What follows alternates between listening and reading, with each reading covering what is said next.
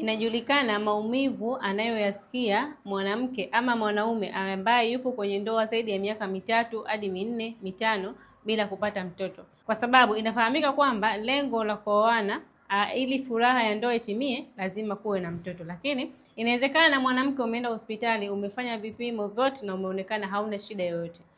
Hakikisha unachukua mwenza wako, unaenda naye kufanya vipimo ili afanye kipimo cha mbegu, kwa sababu kuwa na mbegu nyingi haimaanishi kwamba ana uwezo wa kuweza kukubebesha ujauzito. Lakini kama alishawahi kuzaa nje, pia hicho sio kipimo kwamba yeye ana uwezo wa kuweza kubebesha ujauzito. Inawezekana mbegu zake ni nyingi sana, lakini hazina mikia, hazina ubora na hazina uwezo wa kukimbia faster kwa kulikimbilia yai ili uweze kubeba ujauzito. Sasa basi, kama unapitia changamoto hii, hakikisha unaenda kufanya kipimo cha mbegu huyo mwenza wako ili kama kujua kwamba kuna shida ama la. Lakini kama amefanya vipimo na akagundua kwamba hana shida yoyote, jipeni muda, lakini pia hakikisha unachukua namba yangu ili niweze kukusaidia.